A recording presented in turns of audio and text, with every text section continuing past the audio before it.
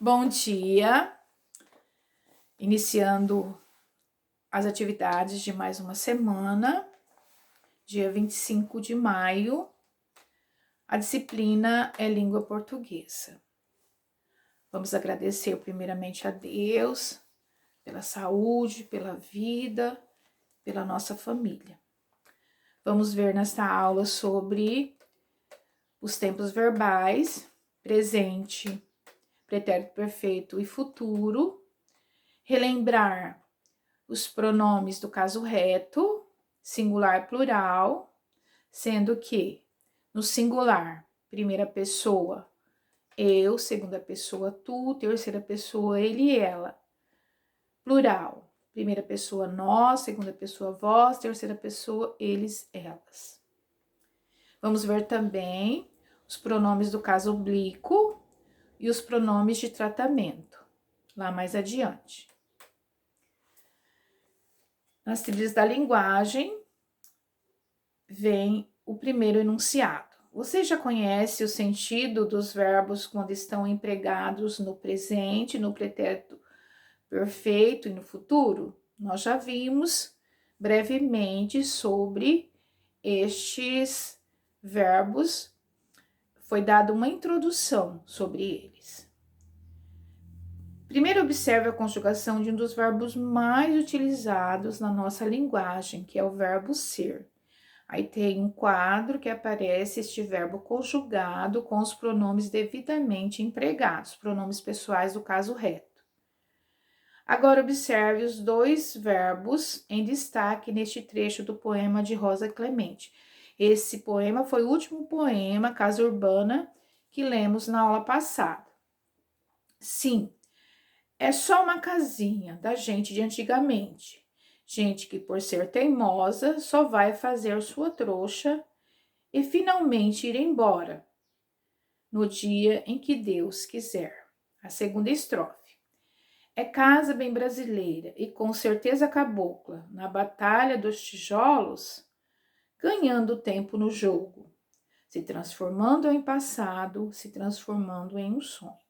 Então, aí tem os dois verbos em destaque, que vocês vão responder à atividade 1 e 2.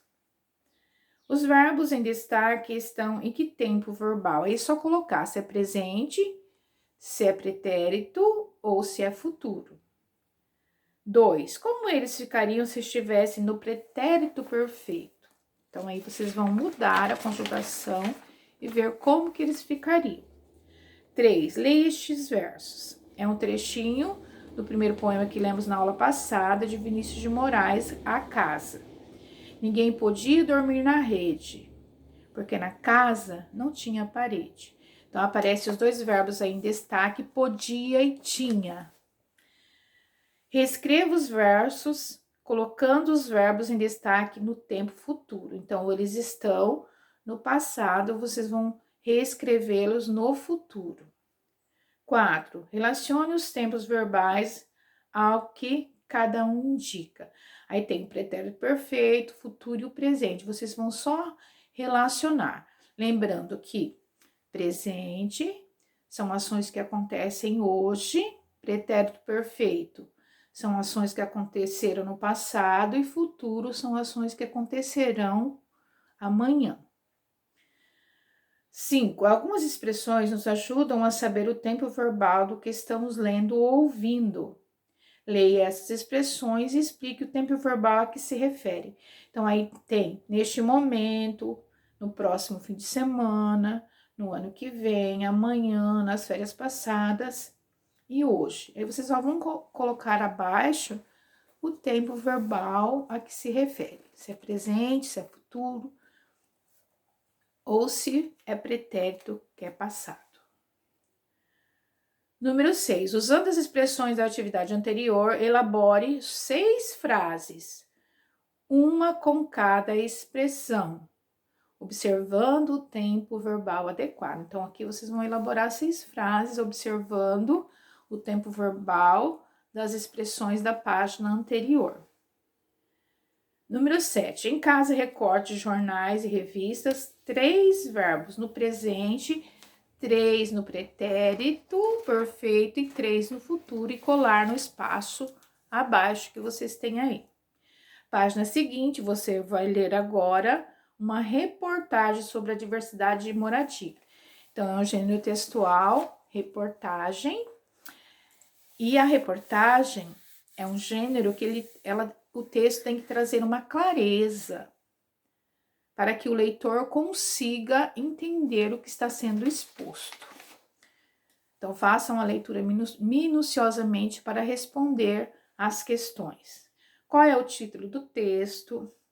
Após a leitura, é possível concluir que se trata de um conto, de um poema, de uma reportagem, de um texto instrucional. Marque um X somente na correta. O gênero textual reportagem apresenta a linguagem o quê? Clara e objetiva, com versos e rimas. Número 4. Segundo a reportagem, o que faz um lar ser diferente do outro? Segundo a reportagem que vocês vão ler, o que faz um lar ou uma moradia ser diferente da outra, né? Número 5. Releia este trecho do texto. Aí aparece um pequeno fragmento para vocês lerem. Depois que lerem, você concorda com as afirmações deste trecho? Por quê? Aí vocês vão estar colocando sim ou não, se vocês concordam ou não, e justificar o porquê. Página seguinte, observe agora algumas moradias e responda as questões. Então, tem 3 tipos de moradia aqui. 1, 2, 3. Vocês vão observar e responder. Letra A. Qual das imagens apresenta prédios e apartamentos em uma cidade grande? Letra B. Qual das imagens apresenta moradia localizadas em uma cidade pequena? C. Qual das imagens apresenta uma moradia localizada no campo? D. Em qual dessas moradias você gostaria de viver e por quê? E na página seguinte, nas trilhas da linguagem novamente, vem os pronomes. Os pronomes pessoais, como eu já falei, né? E vem ampliando aqui os pronomes do caso oblíquo e os pronomes de tratamento. Os pronomes, os verbos, substantivos, que vai falar um pouquinho, eles fazem parte das 10 classes de palavras, que é o que rege a língua portuguesa. Os pronomes, dentre outras funções, substituem o substantivo, evitam as repetições. Você vai conhecer agora alguns pronomes que normalmente usamos diariamente. Então, tem um quadro que indica isto. Tem o número, pessoa, pronomes do caso reto, pronomes oblíquo. Então, os pronomes oblíquos que vamos ver e que estão na nossa língua portuguesa, me, mim, comigo, primeira pessoa aqui, singular, te, ti, contigo, segunda pessoa, terceira pessoa, se, si, consigo, o, a e lhe. Do singular, eu disse. Agora do plural. Nós, conosco, primeira pessoa, plural. Vós, convosco, segunda pessoa, terceira pessoa do plural, se, si, consigo, os, as e lhes. Então, o quadro aqui é bem claro, estão assim, em destaque de cores, quando plural, quando singular. E quando pronomes reto, quando pronomes oblíquos. Como vimos no quadro, estes são os pronomes pessoais do caso reto, eu, tu, ele, ela, nós, vós, eles, elas. Estes são os do caso reto. Os pronomes pessoais oblíquos, o, a, os, as, conforme a terminação do verbo, tornam-se lo, lá, los, las, no, nos. Então, na nossa linguagem, nós fazemos muito uso desses pronomes, tanto quanto temos que fazer na escrita. Para que sua sonoridade fique melhor, tem um exemplo aqui. A fechadura está emperrada. Devo arrumá-la. Arrumar o quê? A fechadura. O quanto antes. Os pronomes você e vocês, largamente empregados, são chamados de pronomes de tratamento, quando eu me dirijo a você no singular ou vocês no plural. O pronome você vem da expressão você, mercê, e foi diminuindo com o tempo até chegar à forma atual. Os pronomes de tratamento são usados para nos dirigirmos às pessoas com quem conversamos, indicam o tipo de relação que estabelecemos com elas: familiar, respeitosa ou cerimoniosa. Então, quando nós falamos com pessoas da nossa família, nós falamos numa linguagem simples. Uso você, vocês. Quando eu vou usar assim uma linguagem mais culta, mais cerimoniosa, eu uso outros tipos de pronome, como, por exemplo, senhor, senhora, doutor, doutora, vossa excelência, vossa majestade, dentre outros pronomes de tratamento que existem na língua portuguesa. Temos também os pronomes indefinidos, que indicam a terceira pessoa de forma vaga ou imprecisa, com quantidade determinada como alguns, algumas, muito, muitas, alguém, ninguém, tudo, nada. Exemplos: alguém pegou minha caneta. Então, quando eu digo alguém, algum, eu não estou me dirigindo a uma pessoa especificamente, ou um ser especificamente, né? Então, eu não sei quem é aquele ser. Então, eu uso os pronomes indefinidos. Releia este trecho do texto.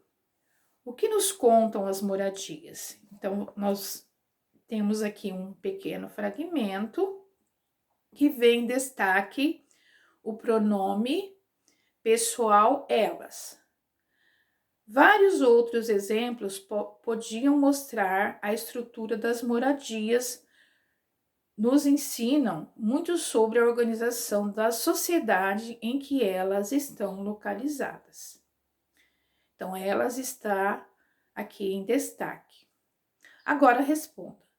A que termo se refere a palavra em destaque? Então, eu disse lá que os pronomes, eles substituem os substantivos. Então, no caso aqui, elas está substituindo a palavra moradias. Letra B. Como classificamos gramaticalmente a palavra em destaque? Então, que pronome que é? 2. Reescreva as frases a seguir, substituindo as palavras em destaque por um dos seguintes pronomes: me, lá, los. Faça as adaptações necessárias. Letra A. Hoje vou levar vocês à minha casa. Então, aqui, nesta primeira frase, vai ficar assim, ó. Hoje vou levá-los à minha casa. Substituindo aí o pronome pessoal por um pronome oblíquo. Letra B. Eu confundi a mim mesma com as datas da mudança. Como que ficará esta frase? O vendedor sugeriu que eu fosse comprar a casa no dia seguinte. Número 2. Releia este trecho. Tudo isso mostra como é diversas a história das moradias. A forma como os diferentes povos encontram para construí-las e decorá-las. Então, aí estão dois pronomes em destaque. A que termos se referem os pronomes em destaque? Como classificamos gramaticalmente essas palavras? Complete a palavra tudo é um pronome o quê? Hora de organizar. Neste capítulo, nós vimos poemas brasileiros que trata do tema casa. Relembramos o uso dos termos e dos tempos verbais presente, pretérito perfeito e futuro, além de ter estudado alguns pronomes pessoais de tratamento indefinidos. Lemos também, né, vocês leram uma reportagem sobre o que nos contam as moradias. Faça agora as atividades a seguir e verifique se tem alguma dúvida em relação a tudo que vimos. Então, aí vocês vão reler, completar esta página e pensar nas dificuldades que tiveram. Se houve alguma dificuldade, se não, fica tudo ok. Se vocês tiveram dificuldade, quero que mande um recadinho. Professora, eu não entendi os pronomes de tratamento. Professoras, eu não entendi o tempo verbal, que a professora vai estar explicando novamente. Combinado? Quando falamos em verbos, em pronomes, sabemos que é um conteúdo amplo, que faz parte do nosso dia a dia, da nossa linguagem do dia a dia, mas é um conteúdo bastante amplo. Na sequência tem um diagrama que vocês vão procurar as palavras, que há 10 pronomes, vocês vão encontrar 10 pronomes e vão marcar aqui. Pode pintar, tá? As palavrinhas que vocês encontrarem. Um passo a mais, aí aparece uma planta de uma casa. Decifre o desenho a seguir, preste atenção aos elementos visuais escritos e aprenda a ler esse tipo de texto também. Então, aparece uma planta e vocês vão observar aqui a descrição de uma moradia. Seguindo, agora, né, para aqui conversar, se vocês tiverem alguma dúvida, converse em casa. Às vezes os pais de vocês podem esclarecer, se não, me procure, como eu já disse. Para que serve a planta de uma casa? Então, antes de construir uma casa, deve-se fazer uma planta. Então, para que serve? Então, ela serve para mostrar as divisões internas, a localização de janelas, de portas, de outros ambientes, tá? Então, aí é uma resposta bastante pessoal de cada um. Escreva um texto sobre a sua casa ideal. Como você gostaria que ela fosse? Bem alta, com janelas muito grandes, para poder ver a cidade toda. Então, aqui vocês vão descrever a casa. Já tem o começo do texto, vocês vão dar continuidade. Se a sua casa é a sua casa do sonho, acredito que seja, porque nós somos felizes com aquilo que temos, então vocês vão descrever, tá? Ou se vocês tiverem uma outra ideia de um outro sonho, vocês podem estar escrevendo aí, formulando um texto. E a última página, para ir além, tem uma citação aqui. Na região do Ártico, as pessoas costumam usar gelo para se proteger do frio. Sim, elas constroem suas casas com blocos congelados. Você consegue imaginar isso? Já imaginaram? Já entre moradores do deserto, é comum viver em tendas feitas de lã de cabra. Ambas são bem diferentes de nossas casas, não? Então, aqui para conhecer diferentes e curiosidades dos tipos de moradias, pede-se para fazer uma pesquisa sobre habitação comum em diversas regiões do mundo e produza um texto sobre elas. Então, aqui vocês vão fazer no caderno de língua portuguesa. Siga este roteiro de pesquisas indicando tipo de moradia, região onde é comum, material usado com sua construção e outras curiosidades. Então, aqui vocês vão fazer uma pesquisa do que se pede aqui, estarem escrevendo no caderno de língua portuguesa. Nunca se esqueçam de colocar a data do dia que vocês estão realizando essas atividades, tá bom? Então, aqui termina mais um capítulo, capítulo 2. Quero que vocês vão estudando bastante sobre estes conteúdos. Teremos na sequência avaliações que vocês vão utilizar e fazer as atividades com estes conteúdos. Combinado?